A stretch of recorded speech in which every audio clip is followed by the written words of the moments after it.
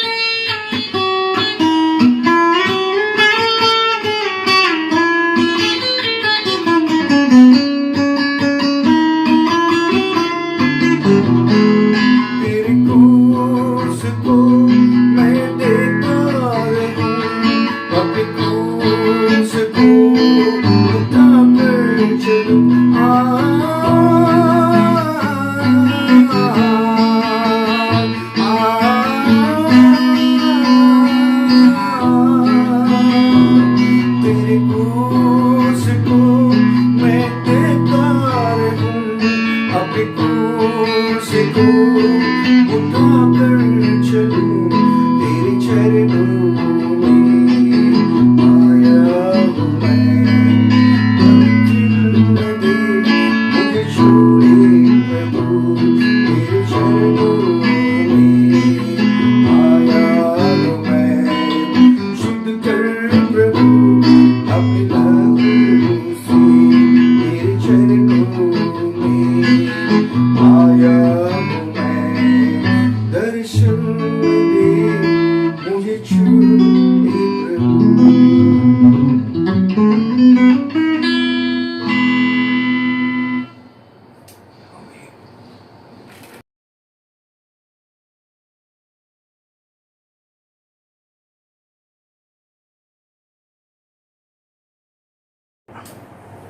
Hallelujah.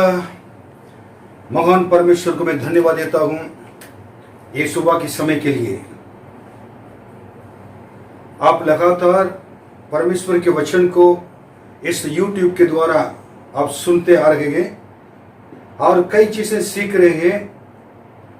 और कई लोगों ने मुझको फोन कर व्हाट्सएप के द्वारा परमेश्वर के इस वचन के द्वारा कितने आशीष मिले और क्या क्या परमेश्वर ने बातें किया गया, अद्भुत गवाही को शेयर किया है। मैं उन लोगों के लिए प्रभु को धन्यवाद देता हूं। मुझे बहुत खुशी होती है कि ऐसी गवाही को सुनकर जितने लोग सुनते हैं उनके जीवन में परिवर्तन हो रहा है। बाइबल में लिखा है प्रेरित का काम 2 अध्याय में कि सुनने वाले के हृदय छेद गए हैं। then उसके बाद उन्होंने पतरस से पूछने लगे, हे भाई हम लोग क्या करना है? वैसे ही सुनने वाले के हृदय छेदने की वजह से मुझसे कई लोगों ने फोन करके पूछा, पास्टर नेक्स्ट हमको क्या करना है, कैसे और प्रभु में बढ़ना है। मैं प्रभु को धन्यवाद देता हूं। अब जब आप लोग को सब देखकर मैं जब प्रार्थना कर रहा था आप लोगों के लिए, परमेश्वर ने ये मनन करने का विषय दिया था। और उसे बताने से पहले मैं बताना और एक बात चीज बताना चाहता हूं। जितने लोग हैं और इसको नहीं देख रहे हैं, आपके पास आ चुका है, अगर नहीं देख रहे हैं, मुझे तो सब लोग देख रहे हैं, विश्वास है। अगर नहीं देख रहे हो, मेहरबानी से परमेश्वर के वचन को अनादर नहीं करना करें। नीति वचन 28:9 में लिखा हुआ कि जो अपने काम को परमेश्वर के वचन को सुनने से फेर लेता है उसकी प्रार्थना घृणित ठहरती है। इसलिए जब हम सुनने के लिए तैयार नहीं होंगे, परमेश्वर भी हमारे प्रार्थना सुनने के लिए, हमारे पास आने के लिए और तैयार नहीं होंगे। वो मुझे पुकारेगा, मैं उसको सुनूंगा नहीं, क्योंकि उसने मुझे मेरी बातों को नहीं मानी, नहीं सुनी है। और प्रभु आपको आशीष दे। मैं यकीन करता हूं आप सारे लोग इस वचन के ऊपर अध्ययन करते हैं। और आज परमेश्वर की अगुवाई के एक विषय में मनन करने जा रहे हैं। मनन करने के विषय द गाइडेंस ऑफ गॉड, परमेश्वर की अगुवाई।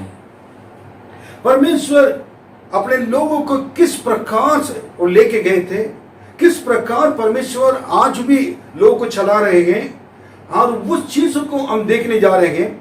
अगर परमेश्वर के इस अद्भुत कार्य को जिस तरह परमेश्वर ने इजराइलों को लेके चले और अगुवाई किए थे, और परमेश्वर के लोग जितने बाइबल में हैं उनको परमेश्वर ने अगुवाई किए थे, और उनके जीवन के बारे में, उनकी गवाही के बारे में जब हम पढ़ते हैं, सुनते हैं, हमारे लिए साहस मिलती है, ताकि हम भी ऐसा परमेश्वर पर विश्वास कर प्रतिदिन उनके पीछे चल सकें। और पहला वचन मैं पाते, परमेश्वर इजराइल लोगों को अगर अगुवाई किया है, परमेश्वर इजराइल लोगों को अगुवाई किया है। पहला पॉइंट, निर्गमन की किताब 13वां अध्याय, उसमें हम 21 और 22वां वचन पढ़े सुनेंगे। और यहोवा उन्हें दिन के दिन को मार्ग दिखाने के लिए मेघ के खंबे में और रात को उजियाला देने के लिए आग के खंबे में होकर उनके आगे आगे चला करता था, जिससे वे रात और दिन दोनों में चल सकें। उसने ना तो बादल के खंबे को दिन में और ना आग के खंबे को रात में लोगों के आगे से हटाया। 21वां वचन में भी आएंगे। मैं बताना चाहता हूं, जब मिस्र देश से परमेश्वर ने इजराइलों को छुड़ा दिया है, मिस्र देश का राजा बहुत कठोर था। परमेश्वर के लोगों दुहाई दिया, पुकार ले गए। परमेश्वर 400 साल लगभग उस जगह पर रहे उन लोग, 400 साल के ऊपर रहकर, और पर उस 400 साल भी गुलाम में रहते थे मिस्र देश में। जब छुटकारे के लिए परमेश्वर के सामने मांगने लगे, परमेश्वर मूसा के द्वारा उनको छुटकारा, उनको बाहर लेकर आए थे। जब बाहर इन लोगों को लेकर आया और उन लोग आ रहे थे, 10 महामारी को भेजा था, जिसका आखिरी महामारी में जो महामारी आया उसको बर्दाश्त नहीं कर पाया इजराइल का मिस्र देश का राजा, उसने इजराइलों को छोड़ दिया था। जब लेके आ रहे थे, परमेश्वर ने कैसे उनको लेके गया था, 21वां वचन में लिखा हुआ है, परम यहोवा उन्हें दिन को मार्ग दिखाने के लिए मेघ के खंबे में और रात को उजियाला देने के लिए आग के खंबे में होकर उनके आगे आगे चला करता था। हमारा परमेश्वर केवल दिन का परमेश्वर नहीं है, केवल रात का परमेश्वर नहीं है, और सदा काल का परमेश्वर है। रात दिन रक्षा करने वाला प्रभु है। रात में आप सोते हैं, आपके साथ क्या होगा क्या नहीं होगा मालूम नहीं है। दिन में आप जाते हैं, आपके साथ क्या एक्सीडेंट होगा और क्या होगा ये मालूम नहीं है। लेकिन परमेश्वर रात दिन आपको रक्षा करने वाला प्रभु है। वो भी अपने मेघ के द्वारा और आग के खंभे के द्वारा परमेश्वर उनको कवर करता है, छिपाकर अपने बच्चों को शत्रुओं के नजरों से बचाकर लेके चलता है। ये दिन और जिससे वे रात और दिन दोनों में चल सके, ताकि इनका जो यात्रा जो जा रहे थे और मिस्र देश से लेकर कानान देश तक, उनके यात्रा में कोई बाधा ना पड़ सके। आज हमारे कानान देश स्वर्ग राज्य है। उस राज्य के लिए जाने के लिए जिस दिन प्रभु यीशु मसीह को हमने ग्रहण किए थे और जिस दिन हमने बपतिस्मा के लिए थे, जिस दिन पवित्र आत्मा का अभिषेक पाए थे, उसी दिन से प्रभु यीशु के हाथों में आपके हमारे जीवन समर्पित हो गया है।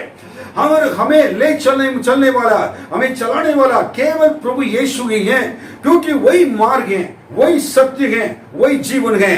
और उस दिन से प्रभु हमें उस मिस्र देश से पाप के गुलाम से और निकाल कर अब परम कानान अर्थात स्वर्ग राज्य के तरफ से ले जा रहे हैं। और उधर जब जाने के समय इस रास्ता में जंगल है और समुद्र है और नदियां हैं, बहुत बड़े भयानक अनुभव को फेस करना पड़ता है। जैसे कोरोना बीमारी है, जैसे जंगल के अनुभव है, खाना नहीं है, अकाल पड़ता है, और क्या लाल समुद्र है, सारे परेशानी इकट्ठा आकर हमारे सामने का खड़े हो जाता है।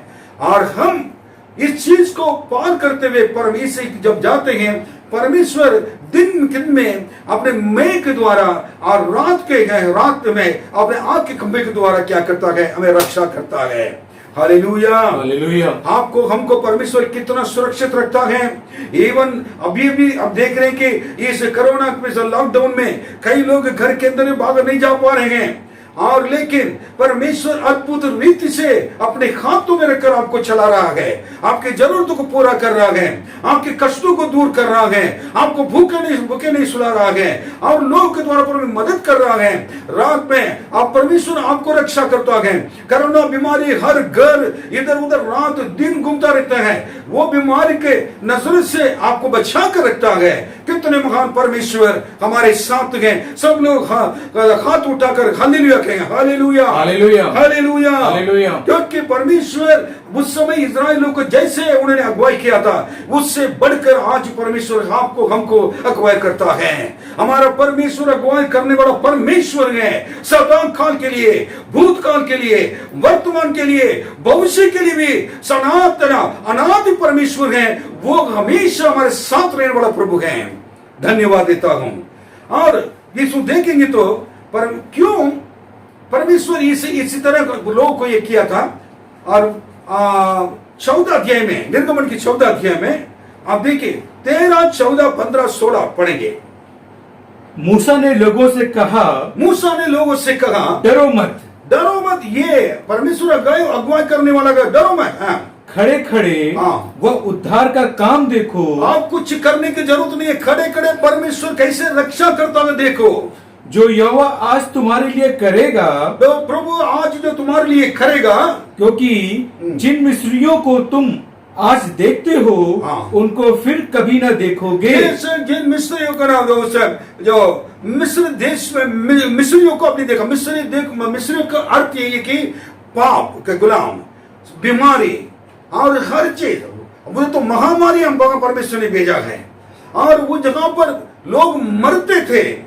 और वो जगह जिन मिस्रियों को तुमने आज देखते हो उनको फिर कभी न देखोगे। और जैसे लेना लाग इस्लाम कोरोना बीमारी को आज तुम देखते हो, उनको फिर कभी ना देखोगे। कितने लोग विश्वास करते हैं? हालेलुया कहेंगे। हालेलुया, हालेलुया। हालेलुया। हमारा विश्वास है इसलिए। और लोगों से मूसा ने कहा डरो मत। मैं आज आपको बताना चाहता हूं, हम डरने की जरूरत नहीं है। खड़े खड़े परमेश्वर के उद्धार के काम को देखते जाएं, हम प्रार्थना करते जाएं। वो हमारे लिए ये आश्चर्य कर्म करने वाला प्रभु है। आमीन, आमीन। अब देखिए यहोवा आप ही तुम्हारे लिए लड़ेगा। आप कुछ नहीं करेंगे। परमेश्वर आप ही, वो खुद लड़ेगा हमारे लिए। इसलिए तुम चुपचाप रहो। आपका काम, मेरा काम एक ही है कि हमको क्या करना, चुपचाप रहकर कमरे बंद कर प्रार्थना करना, परमेश्वर के वचन को देखना, मनन करना, परमेश्वर के वचन को सुनना, आराधना करना, गीत गाना, स्तुति करना है। लेकिन परमेश्वर अपने आप ही तुम्हारे लिए लड़ेगा। और our lord will fight for you. He shall fight for you and you will keep quiet. और तुम चुपचाप रहकर देख लो। हालेलुया, हालेलुया, हालेलुया, हालेलुया। तब यहोवा ने मूसा से कहा, 15वां वचन में लिखा है, तब परमेश्वर ने मूसा से कहा, तू क्यों मेरी दुहाई दे रहा है? तूने बार वो इनको बचाने के लिए दुहाई दे रहा है? इजराइलियों को आज्ञा दे, इजराइल को आज्ञा दे कि यहाँ से कूच करें। और यहाँ को कूच करें। 16वां, और तू अपनी लाठी उठाकर अपना हाथ समुद्र के ऊपर बढ़ा। और लाल समुद्र के सामने आ गए थे। पीछे फिर उनकी सेना आ रही उनको मारने के लिए, क्योंकि उन्होंने छोड़ दिया। लेकिन उसके बाद सबको मार डालो, कोई भी बचेगा नहीं। और लोग आ रहे, लेकिन इन्होंने क्या किया था मालूम? और मूसा दुहाई देने लगा। वो परमेश्वर ने कहा, क्यों तुम मुझसे प्रार्थना करते हो? तुम्हारे पास क्या है? देखो, तुम्हारे पास लाठी है। लाठी उठाकर अपना हाथ समुद्र के ऊपर बढ़ाओ और वह 2 भाग हो जाएगा। उसको 2 भाग हो जाएगा। तुम करो, तुमको करना है। तब इजरायली समुद्र के बीच में होकर अस्तर ही अस्तर पर चले जाएंगे। समुद्र 2 भाग हो जाएगा। तो हम इजराइल लोग क्या करेंगे? समुद्र के बीच होकर स्थल ही स्थल क्या करेंगे? स्थली पर चले जाएंगे। इजराइल लोग मतलब परमेश्वर के लोग समुद्र के समय तरह आपके सामने परेशान आके खड़े। पीछे फिरौन की सेना आपको जान लेने के लिए तो और सोच रहा है, वो आ रहा है। सामने समुद्र है, आप बिल्कुल खड़ा है आपको निगलने के लिए। लेकिन आप इस जगह पर दोनों को बीच में मृत्यु है। इधर भी मृत्यु, उधर। अगर इधर बचेंगे तो उधर मारे जाएंगे, उधर बचेंगे तो इधर मारे जाएंगे। ऐसे समय पर परमेश्वर अपने दास मूसा को आगे दे, तो मुझसे प्रार्थना करने से अपने काम करो। मैं अगर आश्चर्य कर्म कर सकता हूं तो मेरे नाम से तुम भी आश्चर्य कर्म कर सकते हो। तुम्हारे लाठी को उठाकर क्या कर, समुद्र को आगे बढ़ाओ, तुम ऊपर बढ़ाओ और क्या करेंगे? तुम उसको मारो। परेशानी के बीच में परमेश्वर के दिया हुआ यीशु नाम, यीशु एक नाम है, वो हमारे हाथों में हमें हमेशा रहने वाले लाठी हैं। उस यीशु के नाम को लेकर कहें कि उसको हाथ बढ़ाकर कहे कि उसके ऊपर मार, यीशु के नाम में हम जो कुछ भी कहेंगे वो दो भाग हो जाएगा और आश्चर्यक्रम होगा। उन्होंने लाठी को समुद्र में मारो कहा, मारने के बाद उन्हें समुद्र क्या हो गया, दो भाग हो गया। उसके बाद पढ़िए और इसमें 31वां वचन पढ़िए। और यहोवा ने मिस्रियों पर जो अपना पराक्रम दिखलाया था, परमेश्वर जो पराक्रम अपने लोग के लिए दिखाए, इस्राएलियों के लिए, उसको देखकर इस्राएलियों ने यहोवा का भय माना। उसको देखकर क्या हुआ, यहोवा का भय माना, लोग को परमेश्वर को भय मानने के लिए सीखा और यहोवा पर और उसके दास मूसा पर भी विश्वास किया। और न सिर्फ परमेश्वर के भाई माना, उन पर विश्वास किया, उनके दास मूसा पर भी क्या किया उन्होंने, मूसा पर भी उन्होंने क्या किया था, विश्वास किया। अब देखिए मूसा पर विश्वास किया, इससे पहले मूसा से विश्वास नहीं किया। परमेश्वर हमारे जीवन में जो आश्चर्य कर्म करते हैं, दो कार्य के लिए, महान परमेश्वर की महिमा करने के लिए, उन पर विश्वास करने के लिए, उनके द्वारा भेजा गया परमेश्वर के दास, आप उनका, आपके पास्टर, आप सेवक, उनके ऊपर भी विश्वास करने के लिए। Hallelujah, hallelujah. परमेश्वर ने क्या, पहली बात तो मैंने परमेश्वर इसी प्रकार कह के अगुवाई किया था। आज भी परमेश्वर आपको अपने मर्जी के मुताबिक आपको अगुवाई करेगा। प्रभु से कहें, प्रभु जी मेरे जीवन आपके हाथ में है, मैं खुद आपके हाथों में मैं अपने आप को समर्पित कर लिया, जैसे आप ले जाते हैं वैसे मुझे चलाइए। क्योंकि दाऊद कहता है जिस मार्ग में चलना है मुझे ले चलिए प्रभु जी, मैं अपने जीवन को आपके हाथों में देता हूं, कहता है। दूसरी बात देखिए, बाइबल में परमेश्वर, याकूब एक परमेश्वर के दास हैं और उनको कैसे परमेश्वर ने चलाया, अगुवाई किया है। और पढ़िए द बुक ऑफ ड्यूट्रॉनमी, व्यवस्था विवरण की किताब 32वां अध्याय 9 से लेकर 12 तक पढ़ी। क्योंकि यहोवा का अंश उसकी प्रजा है, क्योंकि परमेश्वर का अंश क्या उसकी प्रजा है, याकूब उसका नापा हुआ निज भाग है। ओ नापा हुआ परमेश्वर क्या निज भाग, मतलब परमेश्वर ने चुना, उनके अपना न चुना हुआ एक गोत्र है, एक भाग है। परमेश्वर ने इतने कहकर बुला रहे हैं, कितना खुश होना चाहिए, तू मेरे चुने हुए। बाइबल में ऐसे लिखा हुआ है कि दाऊद को कहा कि मेरे मन के मुताबिक चलने वाला है, और पौलुस को कहा है वो मेरे चुना हुआ पात्र हैं। मूसा को कहा मेरे दास हैं, मेरे दोस्त हैं। अब्राहम को कहा कि मेरा फ्रेंड, मेरे दोस्त ये भी हैं। और बाइबल में कई लोगों को परमेश्वर इसी प्रकार काफी चीजें हैं। परमेश्वर ने अपने लोगों को यीशु के बारे में, ये मेरा प्रिय पुत्र है। परमेश्वर कह रहे कि हमें यहोवा के अंश, उसकी प्रजा है, याकूब उसका नपा हुआ निज भाग है। आप खुश हैं, मैं खुश हूं, ये जो वचन तो मैं पढ़ता हूं, क्योंकि मैं परमेश्वर का एक बेटा हूं। परमेश्वर ने मेरे लिए ये सारे चीज अधिकार दिया है। आप पढ़िए 10वां वचन पढ़िए। उसने उसको जंगल में और सुनसान और गरजने वालों से भरी हुई मरुभूमि में पाया। उसने उसके चारों ओर रहकर उसकी रक्षा की और अपनी आंखों की पुतली के समान उसकी सुधि रखी। जैसे उकाब अपने घोंसले को हिला हिलाकर अपने बच्चों के ऊपर ऊपर मंडलाता है, वैसे ही उसने अपने पंख फैलाकर उसको अपने पैरों पर उठा लिया।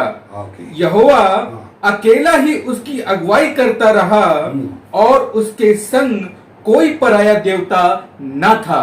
आप दोबारा 10वां वचन थोड़ा देखिए। उसने उसको जंगल में, परमेश्वर ने उसको जंगल में और सुनसान और गरजने वालों से भरी हुई मरुभूमि में पाया। परमेश्वर ने गरजने वालों से भरी हुई मरुभूमि में पाया है। परमेश्वर ने फिर उसने उसके चारों ओर रहकर उसकी रक्षा की। परमेश्वर ने अपने लोगों को और याकूब को चारों ओर रहकर उनको रक्षा किया गया है। और पहले पाया मरुभूमि में पाया है और उनको चारों ओर रहकर रात दिन रहकर रक्षा किया। और अपनी आंख की पुतली के समान और आंख की पुतली के समान उसकी सुधि रखी। और आंख की पुतली की नाई उसके सुधि रखी। इसका मतलब हमारा परमेश्वर हमें पाया है, ढूंढ कर आकर जंगलों में। आप कहाँ थे पहले? आपका जीवन क्या था? आपको कौन जानता था? आपके नाम को कोई जानता था? आप गांव में थे, आप शहर में थे, एक गली में पड़े हुए थे, आपको आपका एड्रेस करने कोई नहीं जानता था।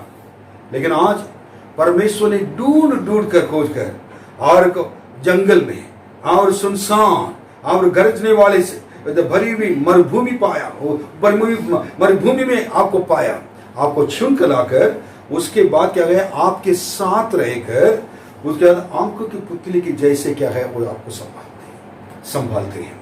Hallelujah, hallelujah. आज भी रखा है। इस कोरोना का बीमारी आने के बाद परमेश्वर ने अपने बच्चों को छुपा लिया है, अपने पंखे के और के नीचे छुपा कर रखा है। और उनकी जो अगुवाई में आपको ले चल रहा है, जैसे उन्होंने उनको जो याकूब को उन्होंने इसी प्रकार लेकर आए थे। और एक खास बात लिखा, 11वां वचन देखिए क्या लिखा है। जैसे उकाब अपने घोंसले को हिला हिला कर, देखिए उकाब माल में एक पक्षी है, वो अपने बच्चों को क्या करते हैं कि जन्म देने के बाद उसको बच्चे क्या है कि कुछ समय तो बड़े होने के बाद उसको सिखाने के लिए, अपने बच्चों को सिखाने के लिए घोंसले को क्या कर देती हैं, हिला हिलाकर अपने बच्चों को अपने ऊपर क्या कर रख कर क्या करते हैं, वो ले जाकर मंडराती हैं। उसके बाद कुछ समय आने के बाद बच्चों को छोड़ देते ऊपर ले जाकर। बच्चे जब जिस घोंसले में रहते थे उसको बिगाड़ देती हैं और उजाड़ देती हैं। उसके बाद अपने ले जाकर ऊपर से नीचे फेंकती हैं। बच्चे परेशान होते हैं। जब घोंसला ये होता है कि एक दिन पूरा गर्म चट्टान पर वो रहना पड़ता है। ये माँ पहले अच्छी थी, देखभाल करती थी, इतने प्यार करती थी, अब तो क्या करेगी, हमको घोंसले को भी क्या कर दिया, उजाड़ दिया। अब बिल्कुल गर्म चट्टान पर पत्थर पर वो खड़ा करके चले गई थी। लेकिन उसके बाद उसको आकर अपने उसमें पंख पर ऊपर बैठाती है और बहुत खुश हो जाते हैं। हम लोग माँ को गलत समझते थे, लेकिन अब तो हमारी माँ बहुत अच्छी हैं। उसके बाद वो उड़ने लगती हैं और बहुत बच्चे बहुत खुश होते हैं। आगा मेरे माँ जैसे क्या आकाश में उड़कर हम लोग सिखा रही हैं। कुछ देर के बाद ऊपर जाकर ऐसे पलटेगी, वो उसे नीचे गिर जाएंगे। अरे ये कैसी माँ है, इससे तो अच्छा तो वो चट्टान पर क्या है गर्म पत्थर पर रहते थे। हाँ, उसमें तो गर्मी तो होती थी, लेकिन ये मैं ले जाकर ऊपर से नीचे गिरा दिया। ये माँ सही नहीं है, अच्छी नहीं है। ऊपर गिरते गिरते मरने जा रहे। ये बच्चों को देखते हुए एकदम इतना स्पीड से ऊपर से नीचे जाएगी। बच्चे गिरने से पहले दोबारा अपने पंखे पर और पीठ पर क्या है उसको उठाकर फिर ले ऊपर चले जाती है। तो बच्चे कहते हैं हम लोग गलत समझ गया, माँ की प्रेम देखो, हमें मरना नहीं चाहा। और वैसे ही परमेश्वर ने आपको हमको आज भी चला रहे हैं, अनाथ नहीं छोड़ा है। कभी कभी हम परमेश्वर के रास्ते को हमके सिखाने के लिए ताड़ना परमेश्वर देता है। आप ताकि अच्छे रास्ता पर आ जाएं और परमेश्वर के प्रेम को समझें। और आंखों की पुतली की जैसे क्या संभालता है और वैसे ही उकाब के नाई क्या करता है, अपने और परों पर रखे क्या है उठाकर क्या है परमेश्वर चलता है। हमारे लिए हमें अपने कांधे पर उठाकर ले चलने वाला, अगर अगुवाई करने वाला प्रभु यीशु है। Hallelujah, hallelujah. प्रभु को धन्यवाद देता हूँ। जब 12वां वचन पढ़िए, 12वां वचन क्या लिखा है। यहोवा अकेला ही उसकी अगुवाई करता रहा, परमेश्वर अकेला ही उसका अगुवाई करता रहा और उसके संग कोई पराया देवता न था। कोई भी पराया देवता नहीं था, सब कुछ छोड़ दिया था। अकेला ही परमेश्वर याकूब को ले आकर याकूब की गोत्र बाहर आज उस गोत्र में आए हुए थे प्रभु यीशु हैं। यहूदा गोत्र, उस यहूदा गोत्र में प्रभु यीशु आए थे। प्रभु के अगुवाई बहुत आश्चर्य होता है, आश्चर्य होता है। याकूब परमेश्वर को क्या पर विश्वास कर भरोसा रखकर चलता था, इसलिए उसका नाम इजराइल रखा गया था। आज इजराइल देश के लोग याकूब की संतान है। Hallelujah, hallelujah. अब और एक मनुष्य के बारे में देखें। पहले इजराइल के बारे में देखा, याकूब के बारे में देखा, अब अय्यूब के बारे में देखेंगे। अय्यूब क्या कह रहा है, पढ़िए 38वां अध्याय, अय्यूब 38वां अध्याय 32वां वचन पढ़ेंगे। तू राशियों को ठीक ठीक समय पर उदय कर सकता है, राशियों को ठीक ठीक समय पर उदय कर सकता है, या सप्तऋषि को साथियों समेत लिए चल सकता है। देखिए तारे को परमेश्वर क्या करता है, अगुवाई करता है रात दिन के लिए, और जितने ग्रह होते हैं परमेश्वर के हाथों में होते हैं। और सूरज को क्या करता, आज्ञा देता है तुम दिन में आ जाओ, और चांद को देता तुम रात में आ जाओ। तारे को क्या करता है, उनका नाम लेकर बुलाता है, हर एक का नाम लेकर परमेश्वर बुलाकर उसको अगुवाई करता है। अगर तारे को परमेश्वर अगुवाई कर सकता है, आपको हमको अपने हाथों से बनाई हुई सृष्टि है, आपको कितना परमेश्वर ख्याल करता होगा। ये चीज को, उस चीज को, ये प्राकृतिक चीजों को जानने के बाद अब हमको ये समझ में आ रहा है, अगर उसको बनाया हुआ परमेश्वर जो हमें बनाया अपने हाथों से, कितने महान हैं। हाँ, ठीक ठीक समय पर उदय कर सकता है, हर समय पर क्या करता है, आप आ जाओ। रात में समय आना चाहिए, दिन में इतने समय आना चाहिए ना। और वो सप्तर्ष को सातयुग समेत के लिए समेत लिए चल सकता है, हर चीज को साथ समेत होगा, सबको लेकर क्या चल सकता है। आपको भी, आपके परिवार को भी, आप जितने लोग हैं, आप सबको परमेश्वर साथ लेकर चलेगा। हालेलुया, हालेलुया, कभी नहीं छोड़ेगा।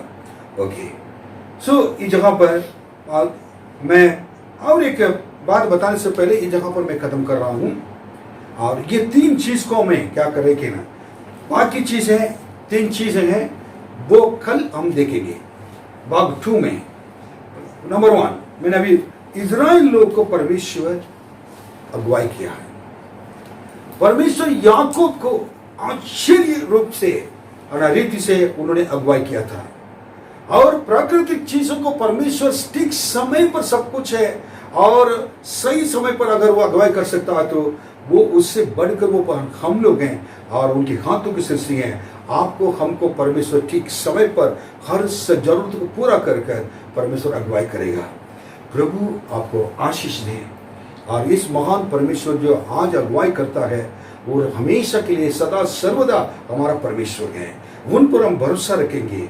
मूसा ने परमेश्वर की बातों को क्या पर विश्वास किया, और मैं जब निर्गमन की किताब 14 में 13, 14, 16, 15, 16 देखेंगे, दोबारा पढ़कर देखिएगा, परमेश्वर ने कहा था कि तुम्हारे हाथ में क्या है, लाठी है, उसको लेकर समुद्र को 2 भाग कर दो तब, और उसके बाद लोगों को अपना समुद्र 2 भागों में अलग हो जाएगा, और जमीन दिखाई देगा, उस जमीन के द्वारा इजराइल को जाने दो। ये बात मैं बताऊंगा। इस जगह पर खास बात में क्या सीखना है, मूसा परमेश्वर की बातों पर यकीन किया, विश्वास किया। हालेलुया, उन्होंने विश्वास किया था।